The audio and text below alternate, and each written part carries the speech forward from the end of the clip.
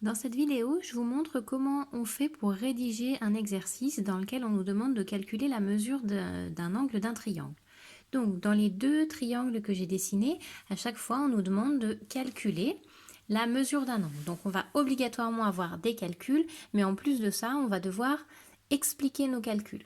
Je commence par ce triangle-là. Alors ici, on voit un triangle dans lequel on a deux angles égaux, donc on sait que c'est un triangle isocèle. Dans celui-ci, on aura un triangle avec deux côtés égaux, donc là aussi, on sait qu'il est isocèle. Donc ça veut dire que il va falloir qu'on rédige. On voit un triangle, donc on sait qu'on va utiliser la propriété qui nous dit que dans tous les triangles, la somme des angles est égale à 180 degrés. C'est obligé qu'à un endroit dans l'exercice, on l'écrive. Ensuite, étant donné qu'on a des triangles isocèles, on va utiliser la propriété qui nous dit que le triangle isocèle a les angles à la base qui sont égaux. Donc ici, on le voyait déjà, ici, on nous l'indiquait par les côtés, mais ça va nous indiquer que les angles à la base sont égaux. L'ordre dans lequel on va utiliser les propriétés est important et ce n'est pas toujours le même ordre. Donc, je commence par cet exemple-là. Ici, on a un triangle qui s'appelle PSG. On a un triangle, on a un angle qui est ici qui mesure 24 degrés, on cherche la mesure de celui-ci. La première chose qu'on va dire, c'est que dans tous les triangles, la somme des angles est égale à 180 degrés.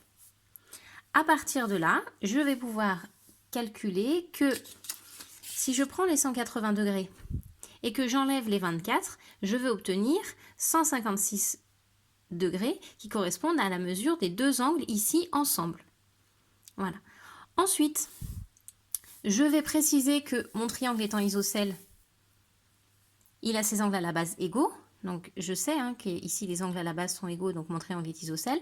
Et puisque ces deux angles-là sont égaux, je vais prendre les 156 degrés et je vais les diviser en deux.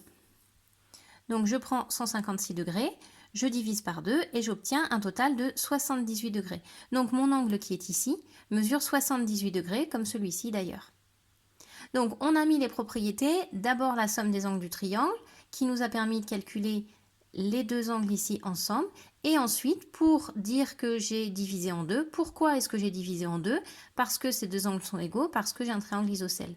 Donc j'ai utilisé mes deux propriétés. Donc la rédaction, elle se fait comme ça. Je vous montre la différence avec le deuxième triangle.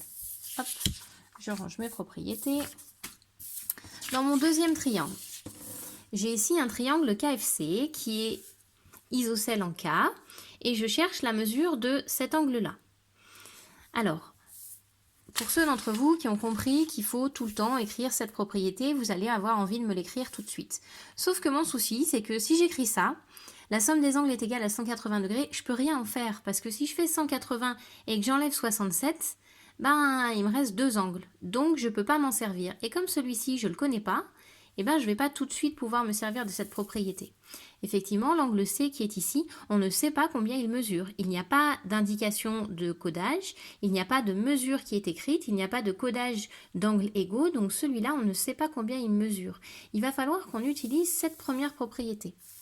Un triangle isocèle a ses angles à la base égaux.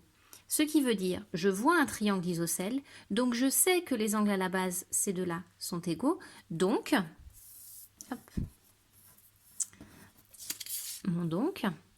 donc, je sais que mon angle F est égal à mon angle C, qui est égal à 67 degrés. Donc, cette information que je trouve grâce à mes connaissances, je dois écrire la phrase de leçon, la connaissance qui me permet d'écrire que mon angle est égal à 67 degrés. Je n'ai pas le droit de l'utiliser si je n'ai pas écrit cette phrase-là, puisque ce n'est pas indiqué sur la figure, c'est mes connaissances qui me le donnent. Et si j'utilise mes connaissances, je dois l'écrire.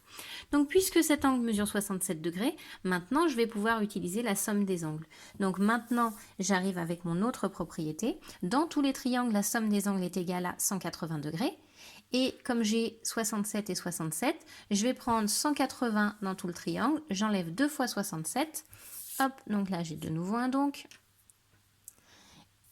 et j'arrive à, pour trouver la mesure de mon angle K, je fais les 180 degrés de tout le triangle, j'enlève 2 fois les 67 degrés, et je vais trouver une mesure de 46 degrés. Donc mon angle là-haut mesure 46 degrés.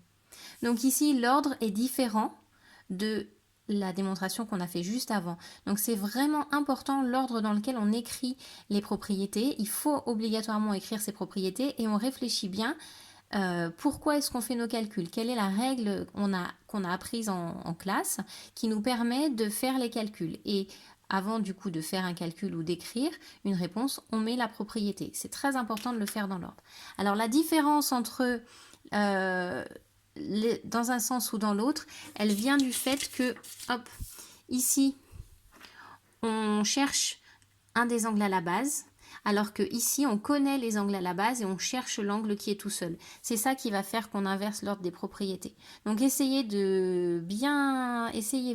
de faire ça bien correctement. N'hésitez pas à revoir la vidéo pour comprendre mieux.